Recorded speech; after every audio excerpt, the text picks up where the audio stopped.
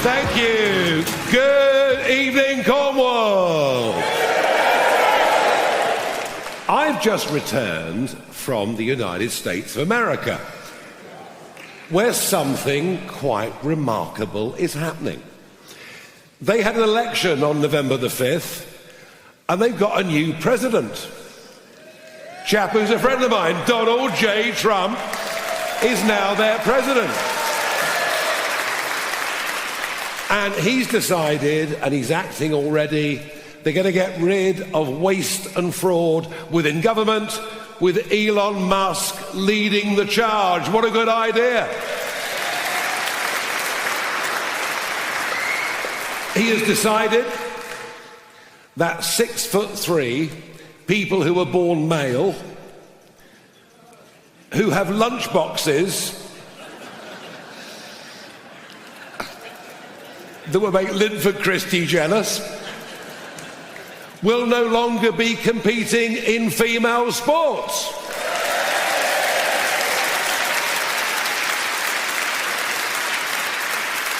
He has decided that nobody that enters America illegally will be allowed to do so, and the deportation flights have started already.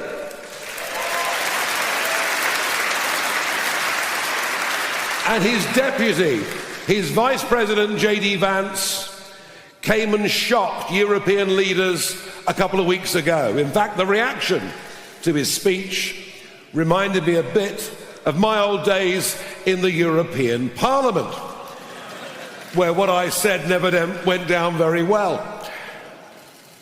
He said that free speech was under threat in Europe. And just today we learned that Channel 8 in France, a centre-right leaning mainstream TV channel, is to have its licence withdrawn. Vance was right. But that attack on free speech also happened tonight here in Camborne. What you saw outside this hall this evening was an organisation called Antifa. They are hard left communist political actors who were intent on shutting us down, intent on this exercise in democracy that is happening here in Cornwall tonight. They were intent on shutting it down. Well, let me give a message to Antifa. Let me give a message to two-tier Keir Starmer.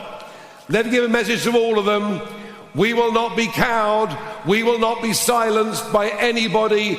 We are the British people, and we want a common sense government back in charge of our country. We're going to fight for it, and we are going to win. We're going to win. We are going to win.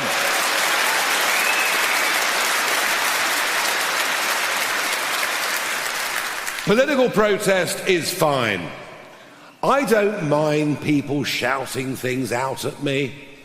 I can just about live with the odd egg, that's all right. But masked people outside tonight, threatening and intimidating you, Cornish members of the public, is not good enough, and all the warnings were there online before. Everyone knew what was going to happen, except it would appear the local police. And I will be writing to the acting chief constable to say, stop looking at what people say online and allow democracy to flourish in Devon, Cornwall and the whole of the West Country.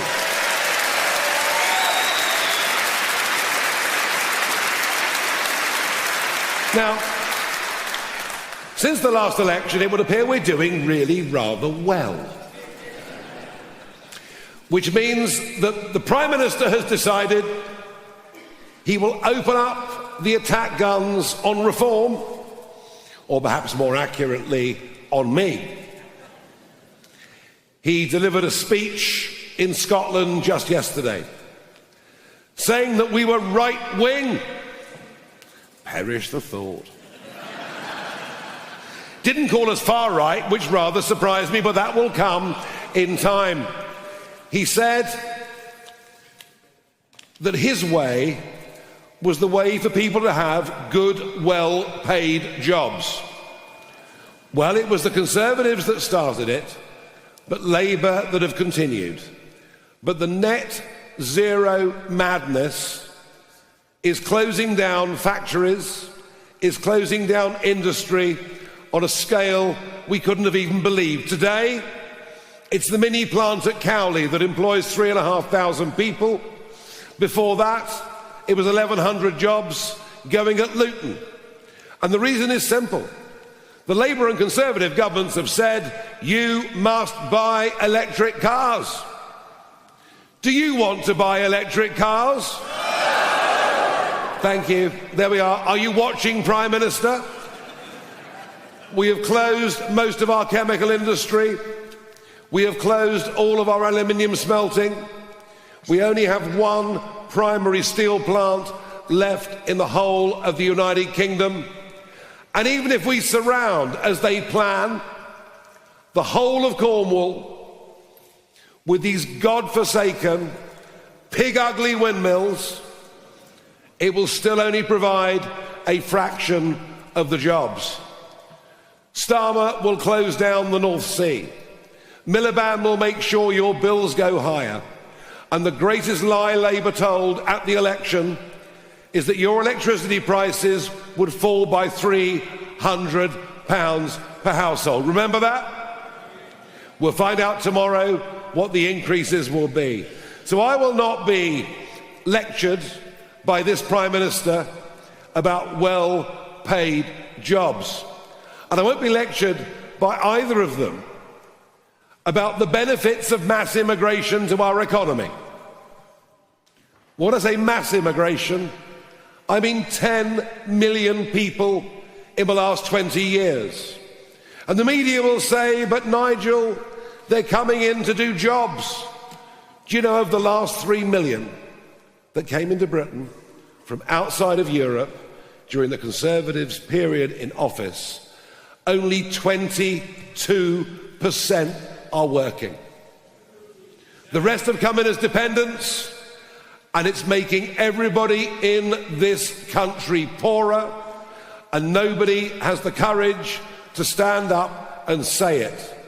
But a reform government will stop this massive population increase in this country, will get British people back to work, and anybody that arrives via a dinghy on the English Channel will never, ever, ever be allowed to stay in our country.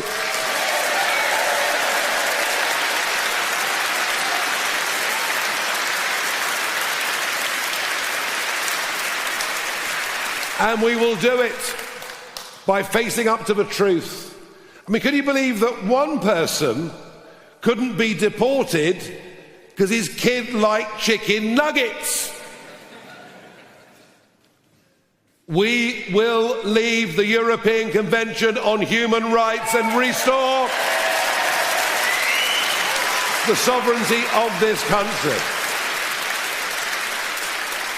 And meanwhile, Brexit voting Cornwall has been betrayed not just by a Conservative government in 2019 that never believed in it but used it for political opportunity, but now Starmer, who is crawling back towards the European Union, signing us up to EU food standards, to be overseen by the European Court of Justice, on the verge of signing us up once again to the free movement of people of anybody under 30.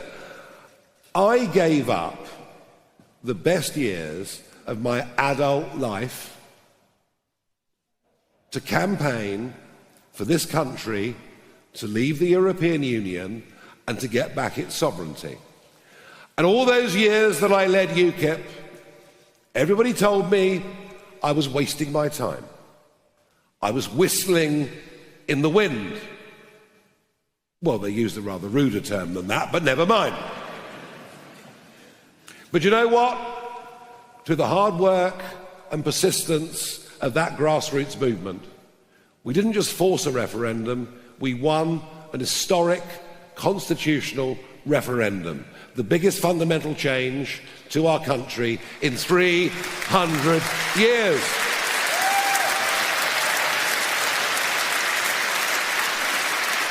And I was proud to stand in Parliament Square on the 31st of January 2020 and to do the countdown. 10, 9, 8, 7, 6, 5, 4, 3, 1. Fireworks. We're out. We're independent. We have got our country back. I was proud of that. And yet, has it been delivered? Has it held? Have Cornish fishermen felt the benefit of us leaving the European Union? There are more French, Dutch and Belgian boats fishing up on our 6-mile line than there ever were as members of the European Union. Our fishing fleets are put under by the MMO and the MCA, levels of regulation never seen before. And I say this as I have a family member involved in the fishing industry in your great county. Are our farmers better off outside the European Union? No, with Labour's relentless and now merciless attack on all of those that live in our rural communities. We have been let down. We have been betrayed on Brexit, but it's even worse than that. The truth of it is that our country is in deeper trouble than anybody in public life even cares to admit. We are in economic decline as the average folk get poorer. We are in societal decline as violence, knife carrying, shoplifting. You can go nick 200 quid and not get prosecuted. We're going down the tubes. This is even worse than it was back in the mid-1970s.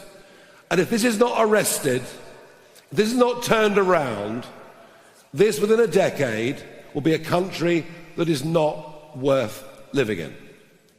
And I think, as I'm sure many of you do, about those that went before us, those that built this incredible nation, that did the most remarkable things.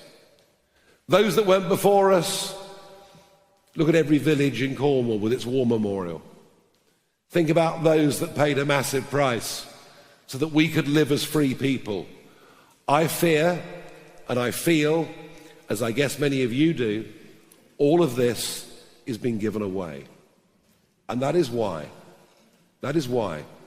despite over a quarter of a century campaigning for a cause that I was told I could never win, but did, and then enjoying a few years of semi-retirement,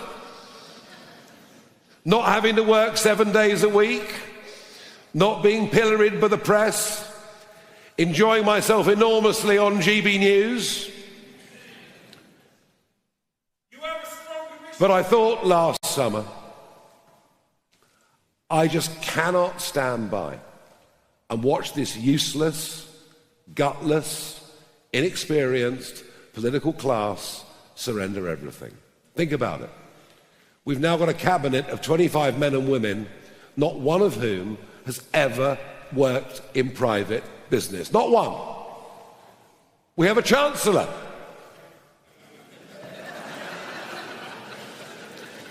Dubbed by our comic, our northern professional comic, who's given it up to become an MP, Lee Anderson, who dubbed her Rachel from Accounts, who tells us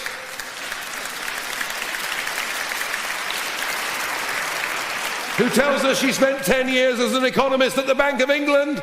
Now we know it was 4.5 in customer complaints. Is it any wonder we're in such trouble? And a business secretary, Jonathan Reynolds, who's never had a proper job in his life, who tells us he's a solicitor when he's never been qualified, which is a criminal offence. And I can tell you tonight that there will be a private prosecution brought against Jonathan Reynolds.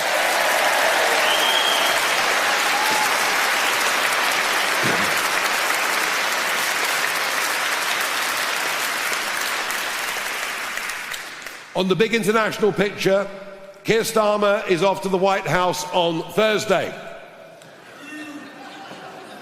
Much will be discussed, including the wholly unnecessary surrender of the Chagos Islands. We own them, yet we're prepared to pay £52 billion over the next 99 years to give it away. I hope Trump tells Starmer, Lord Hermer, and this bunch of human rights lawyers who seem to hate our country where to go.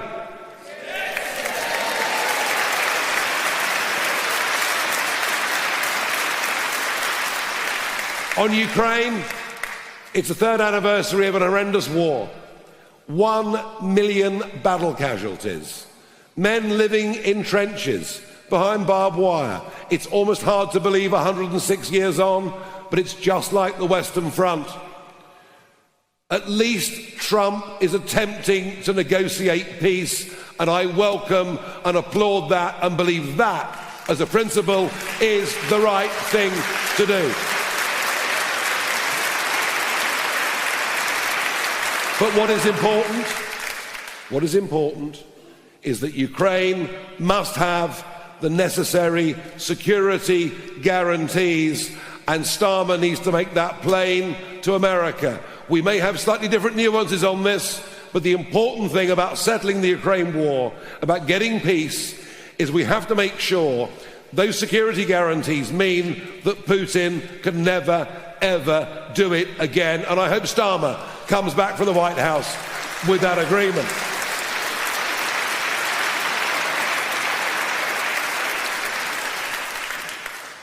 But whilst we are, on the one hand, the most realistic about the mess this country's in, and frankly, about the pathetic leadership that is given by a Labour Party, I mean, they're all so bloody miserable, aren't they? And a Conservative Party that has completely and utterly lost its way, with a leader who appears to be lazy, with a leader who comes up with bizarre conspiracy theories about our membership, our live ticker. Have you seen the live ticker? I'm obsessed with it. Today we've gone through 214,000 paid up members.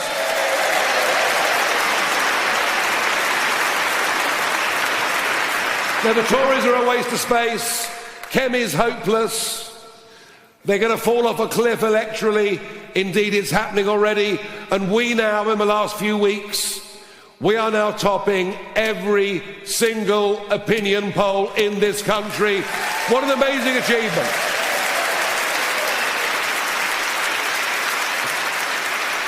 But we have to convert theory into reality. I am here in Cornwall tonight to deliver to you this message. At the last general election, across the 6 now parliamentary constituencies, all of which were Conservative, 4 of which are now Labour, 2 of which are now Liberal Democrat. We scored 16.6% of the vote on the 5th of July last year.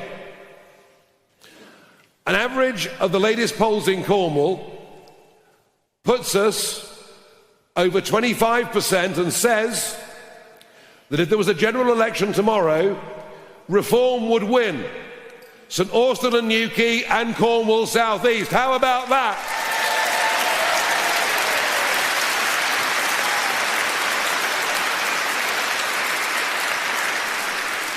But the first step to Reform taking Cornwall happens on the 1st of May this year. That is when we get the Cornwall Council elections. 87 seats up for grabs. Looking at the polling and the numbers, most of those seats will be 3 or even 4-way marginals. If we can just get 30% of the vote in those seats, we're going to start to win seats in Cornwall in a significant number. And boy, doesn't Cornwall Council need something different, given They're now in debt to the tune of 1.3 billion. Can you believe that? Can you believe? How on earth, in a county the size of Cornwall, can you have run up a debt of 1.3 billion? Money, by the way, that you, through your council taxes, increasing over the next few years, will be expected to pay back. So we need some voices of common sense on Cornwall Council. We need lots of voices of common sense on Cornwall Council, don't we? But what do we need to do? We need to learn a lesson from the Liberal Democrats. No, we're not going to shoot any dogs or anything like that, don't worry. But the Liberal Democrats work at grassroots politics. We need people not just to join us as you've all done, and thank you. We need people not just to come to Carnbray this evening, braving the vile yobs outside as you've done. No, we need people to stand up and be candidates. I'm pleased to say we've nearly vetted everybody to fill the 87, but we are a little short. We need one or two more of you, half a dozen of you perhaps, to come and stand up this evening and say we'll do that. But we also need people to deliver leaflets through doors in their streets, their villages, their hamlets, their towns, wherever they live. We need you to go out and recruit us more members. We need those of you who want to do it to support candidates and go out with them and knock on doors and hold stalls and hold street markets. If we together collectively get together behind the 87 and one or two more that come along this evening and join as candidates, if we do that, we will achieve a massive success in Cornwall on May the 1st this year, which will lead the way to Reform dominating the next general election in Cornwall. Is that what we want to achieve? Is that what you're going to help me with? Are you ready to make the commitment to help this great cause? Are you ready to do more? Well, please, let me ask you, stand up if you're prepared to be a candidate. Stand up if you're prepared to deliver leaflets. Stand up if you're prepared to speak to your neighbours. Stand up if you want to help others to join. Stand up. Are we going to fight for reform? Do we want our country back? This is incredible. Thank you. At the end of this meeting, all around this room, you will see the branches. Go to the table, go to the stand with your branches on, and remember, you've stood up, I've looked you in the eye, you've promised you're going to make a contribution, and I know you're going to do it, and I know whenever I come back here next, Reform UK will become the dominant force, not just in Cornwall politics, but in British politics, and we'll bring back courage, we'll bring back leadership, we'll bring back patriotism, we'll bring back belief in who we are, we'll bring back the idea that our kids must no longer be poisoned at school, and we will, to quote a friend of mine, make Britain great again. Thank you.